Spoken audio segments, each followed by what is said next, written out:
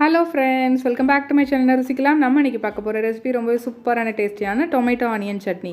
இது செய்கிறது ரொம்ப ஈஸிங்க, அதே சமயம் ரொம்ப ரொம்ப டேஸ்ட்டாக இருக்கும். ரோட் சைடில் கிடைக்கக்கூடிய இந்த சட்னி எல்லாத்துக்கும் பிடிக்கும். இட்லி, தோசை இதுக்கெலாம் வச்சு சாப்பிட்டிங்கன்னா ரொம்ப ரொம்ப சூப்பராக இருக்கும். இப்போது இந்த ஈஸி சட்னி செய்ய தேவையான பொருட்கள்லாம் பார்த்துடலாம். சின்ன வெங்காயம் 30 பீஸ், அப்படி இல்லைனா பெரிய வெங்காயம் 3 எடுத்துக்கோங்க. தக்காளி 4 அல்லது 5 பீஸ். மிளகாய்த்தூள் 2 அல்லது 3 டீஸ்பூன், காரத்துக்கு ஏற்ற மாதிரி கூட்டவோ குறைக்கவோ செஞ்சுக்கலாம். எண்ணெய் 2 டேபிள் ஸ்பூன், நல்லெண்ணெயாக இருந்தால் ரொம்ப நல்லது. கருவேப்பிலை கொஞ்சம் எடுத்துக்கோங்க. கடுகு 1 டீஸ்பூன். உப்பு 2 டீஸ்பூன். இப்போ ஒரு மிக்ஸி ஜார் எடுத்துக்கோங்க. அதில் வெங்காயத்தை இந்த மாதிரி ரஃப்பாக கட் பண்ணி சேர்த்துக்கோங்க.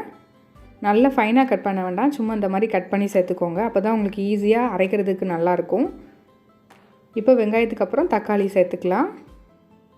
ரொம்ப ரொம்ப ஈஸிங்க இந்த ரெசிபி செய்கிறது, ரொம்ப டேஸ்ட்டாகவும் இருக்கும். இப்போ இதை ரெண்டையும் சேர்த்தாச்சு. இப்போ இதை உடனே அரைச்சிட்டு எடுத்துகிட்டு வந்துடலாம். நல்லா தண்ணி சேர்க்காமல் அரைச்சி எடுத்துகிட்டு வந்துடுங்க. அது தனியாக எடுத்து வச்சுக்கோங்க. இப்போது ஒரு கடாயில் கொஞ்சமாக எண்ணெய் சேர்த்துக்கலாம். நல்லெண்ணெய் சேர்த்துக்கோங்க.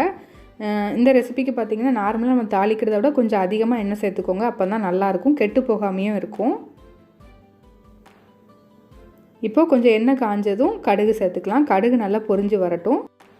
இந்த ரெசிப்பியை நீங்கள் செஞ்சு வச்சுட்டீங்க அப்படின்னா நீங்கள் வெளியிலே 2 நாளைக்கு வைக்கலாம், ஒன்றுமே ஆகாது, நல்லாயிருக்கும் டேஸ்ட்டு. ஆனால் அடிக்கடி ஹீட் பண்ணிக்கணும், அவ்வளோதான்.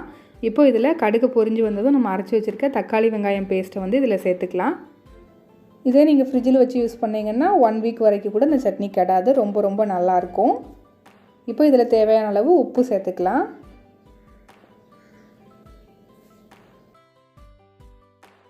அதுக்கப்புறம் இதில் நான் காஷ்மீரி ரெட் சில்லி பவுடர், அந்த கலருக்காக காஷ்மீரி ரெட் சில்லி பவுடர் எடுத்திருக்கேன். இது வந்து கொஞ்சம் காரம் கம்மியாக இருக்கும், அதனால நான் வந்து ஒரு 3 டீஸ்பூன் போல் சேர்த்துக்கிறேன். நீங்கள் நார்மல் மிளகாத்தூள் சேர்க்குறீங்க அப்படின்னா கொஞ்சம் கம்மியாக சேர்த்துக்கோங்க. காரத்துக்கு ஏற்ற மாதிரி கூட்டவோ குறைக்கவோ செஞ்சுக்கலாம். அவ்வளோதாங்க, வேறு எதுவுமே நம்ம சேர்க்க வேண்டாம். இது மட்டும் போதும். ரொம்ப ரொம்ப ரொம்ப சூப்பராக இருக்கும். உங்களுக்கு மிளகா பொடி சேர்க்க விருப்பம் இல்லை அப்படின்னா அந்த வெங்காயம் தக்காளி அரைக்கும் போதே வத்தல் லைட்டாக வறுத்துட்டு சேர்த்து அரைச்சிக்கோங்க, அதுவும் சூப்பராக இருக்கும். இப்போ இதை நல்லா மிக்ஸ் பண்ணிவிட்டு ஒரு மூடி போட்டு ஒரு 5 நிமிஷம் மீடியம் ஃப்ளேமில் வச்சு குக் பண்ணுங்கள். இப்போ ஒரு 5 நிமிஷம் ஆகட்டும். அப்புறம் நம்ம சேனலில் கிவ்அவே போயிட்டுருக்கு. கிவ்அவேனா வேறு ஒன்றும் இல்லை, சப்ஸ்கிரைபருக்கு ஒரு சின்ன கிஃப்ட்டு தான். அதுக்கு ஒரு சின்ன ஸ்டெப்ஸ் தான் நீங்கள் ஃபாலோ பண்ணணும். அது என்னங்கிறது தனி வீடியோவாக நான் போஸ்ட் பண்ணியிருக்கேன். டிஸ்கிரிப்ஷன் பாக்ஸ்லையும் என் ஸ்க்ரீன்லேயும் லிங்க் கொடுக்குறேன், போய் செக் பண்ணிக்கோங்க. அப்புறம் கிவ்அவே பற்றின ஒரு சின்ன அப்டேட். யார் மூலமாக அதிகமான சப்ஸ்கிரைபர்ஸ் வராங்களோ, அதாவது நீங்கள் இன்வைட் பண்ணி அவங்க மூலமாக நிறைய சப்ஸ்கிரைபர்ஸ் வராங்கன்னா அதிக கவுண்ட் யாருக்குள்ளது வருதோ அவங்களுக்கு வந்து ஒரு ஸ்பெஷல் கிஃப்ட் கொடுக்கலாம் அப்படின்னு சொல்லிட்டு பிளான் பண்ணியிருக்கிறோம். அந்த 3 கிஃப்ட்டு போக இது தனி கிஃப்ட்டு. ஸோ கண்டிப்பாக எல்லோரும் பார்ட்டிசிபேட் பண்ணுங்கள். சூப்பரான கிஃப்ட் உங்களுக்கு காத்துட்ருக்கு. இப்போ ஒரு 5 நிமிஷம் ஆயிடுச்சு. பார்த்திங்கன்னா நமக்கு சட்னி வந்து நல்லா ரெடி ஆகிடுச்சு. இன்னும் கொஞ்சம் வற்றி வரணும். நல்லா அப்பப்போ இந்த மாதிரி மிக்ஸ் பண்ணி விட்டு மறுபடியும் க்ளோஸ் பண்ணி வச்சு குக் பண்ணுங்கள்.